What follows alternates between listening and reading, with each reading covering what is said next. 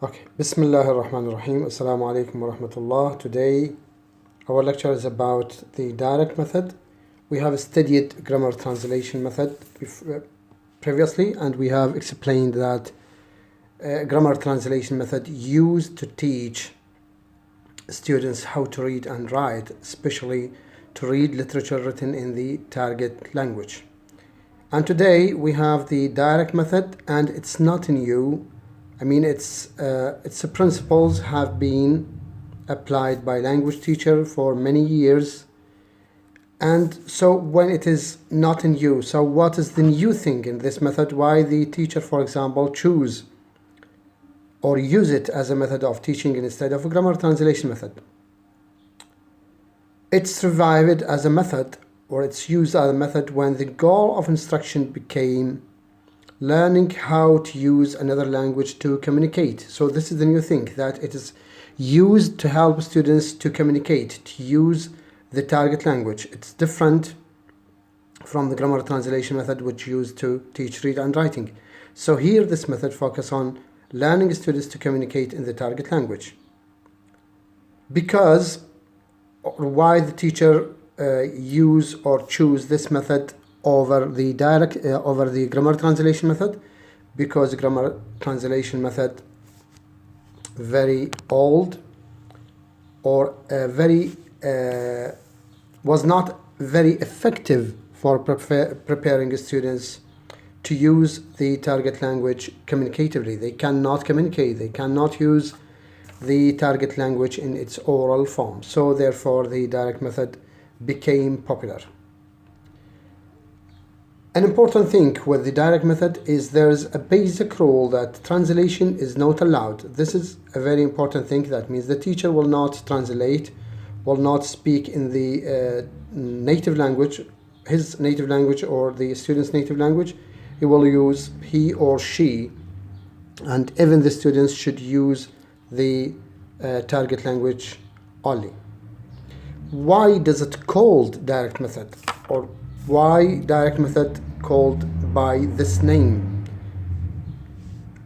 The direct method receives its name from the fact that meaning is to be conveyed directly in the target language through the use of demonstration and visual aids. That means with no recourse to the student's native language. Okay, so the teacher will not translate. As we said, that there's a basic rule for this method, which is no translation is allowed. So the name of this method called direct method because the meaning of the target language is conveyed by the target language itself without using native language to help in explaining. Okay. Now we will move to the experience, and here we have a class of 30 students in Italy, and they are in lower level secondary school. And the experience here, how the teacher start the lesson. For example, what is the first activity that the teacher and the students do in the class? So the teacher start with placing a big map of the United States of America in the front of the class first, and then ask students to look at the map, and students are called one by one to read a sentence. They read sentences from the reading passage. Okay, so they have a map on the wall in front of the class, and the teacher asks them to look at the map, and one by one will read a sentence from the passage. And what's the job or the role of the teacher here? The teacher points to the part of the map the students describe after each has read a sentence. When students read a sentence, so the teacher will point to the map to help students. Why the teacher point to the map? What do you think? What's the reason why the teacher point the map to the map when a students read a sentence? Here the teacher wants to help students to understand the meaning of the sentence.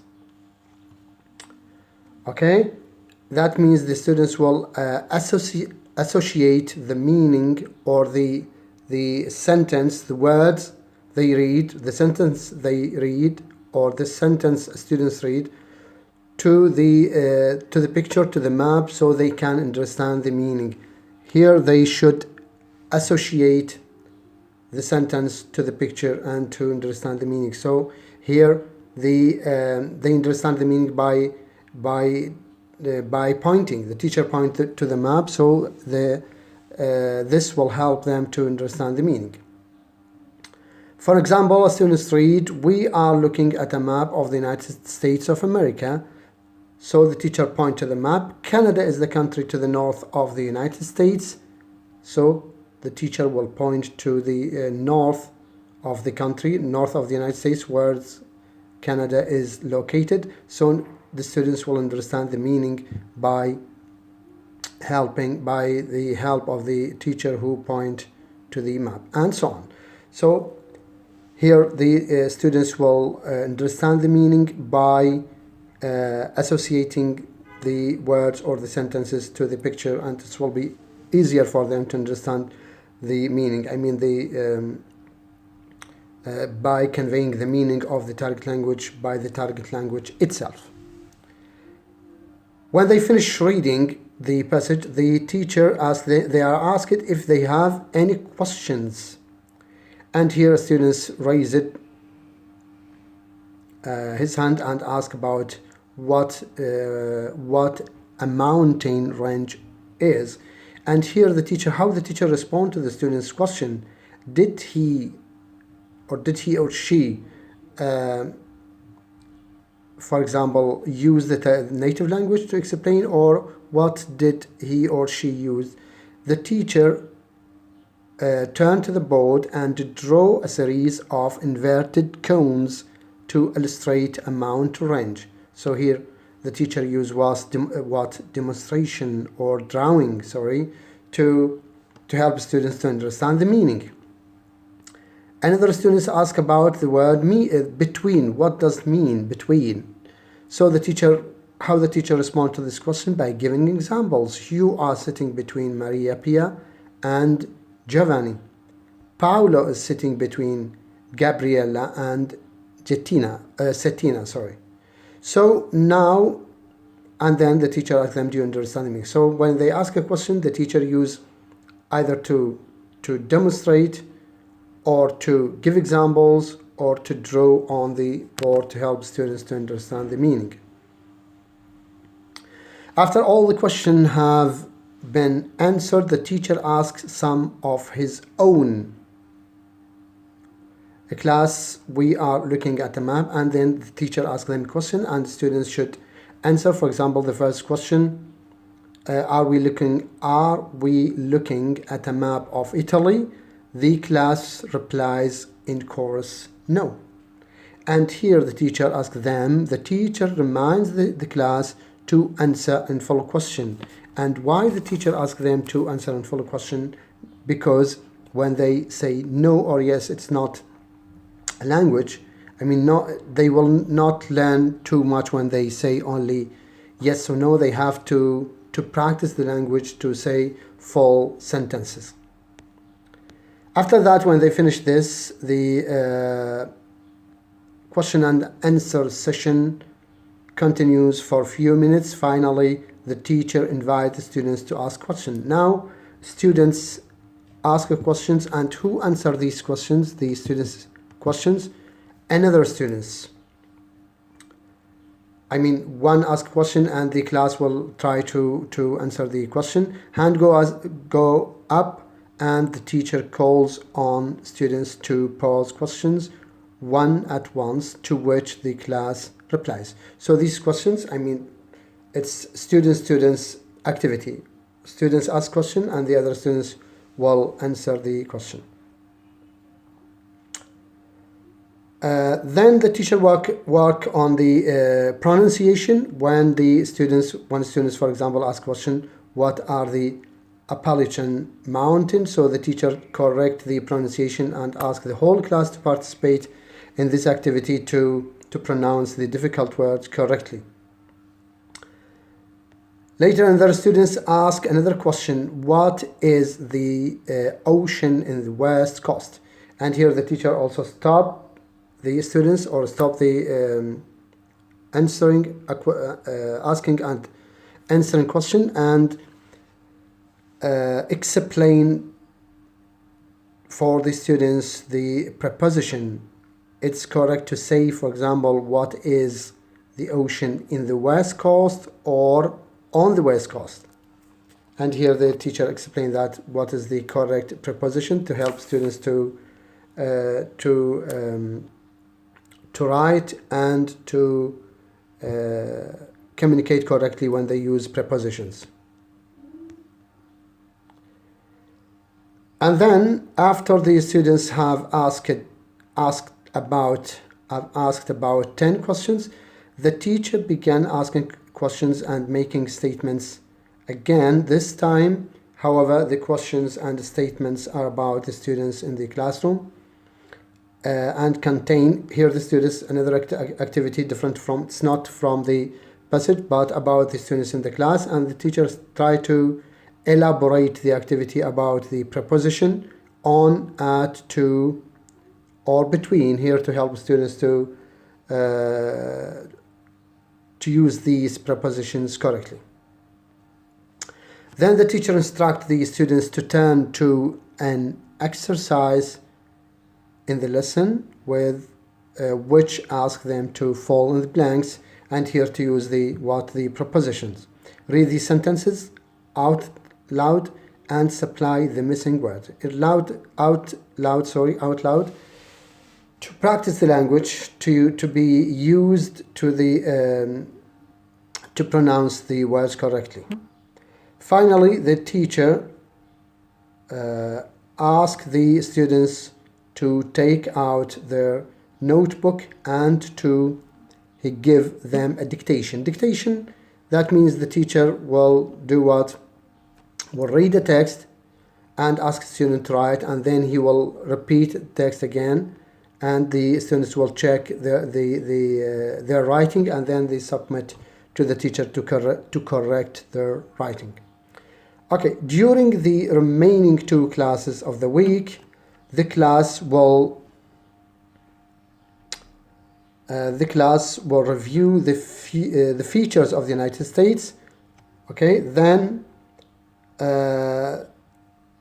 following the teacher's direction, they will label blank maps with these geographical features.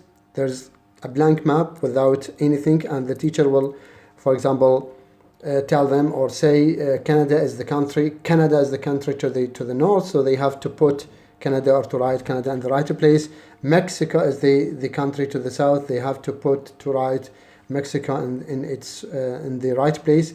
After this, the students will give directions to the teacher. Then the students will another activity or the same activity in the second part of this activity, they have to give instruction to the teacher, and the teacher will write or put label the map. Practice the pronunciation, and then another activity to practice pronunciation, to develop pronunciation of river, paying particular attention to the long E and short E. So pronunciation is important in this method because the student should be able to communicate in the target language, and it's important to pronounce words correctly. Then another activity, which is to write a paragraph about the major geographical feature of the United States. Maybe the teacher will ask the students to write a text, a paragraph about the major geographical features of the United States. And number 5, they will discuss a proverb, time is money. So students will talk about this is in order to understand the fact that American value punctuality, and it's part of the culture. How they pay attention to the time, how they are punctuate when they in their work and their time and everything. So when they discuss such proverb, it's will be part of the culture. And here in this method, when the students not only learn language, but they also learn culture, learn different characteristics and feature of the speaking country, of the target language speaking country. Okay, so this is our lecture for today, and inshallah tomorrow or after tomorrow we will continue, and we will continue with the experience, thinking about the experience, and I will give you the try to explain inshallah and give you most important part of this lecture. Okay, so here we have these questions, important things that I will try to summarize at the end of this lecture. A direct method is not new. Another question, what is the goal of the teacher who use direct method? Another question, why do teachers choose to use direct method over grammar translation method? I hope that you can write this question and try to answer according to our lecture, to what we have discussed in this lecture. And what is the basic rule of direct method, and why direct method is called by this name. Okay, this is for the introduction, and in the experience we have these 4 or 5 questions. Why the teacher point to the map when the students read sentences from the passage. Another question, how the teacher answer the student's question. I mean, how did the teacher answer? By translating, by using the native language, by what are the visual aids that the teacher used to help students to understand, or to understand the meaning, or to answer their question. And who answers the student's question when the teacher asks or gives students opportunity to ask questions, or to practice asking a question about the passage. Who will answer, and what is the benefit of that, or why the teacher asked them to do that. And this is our lecture for today, and thank you.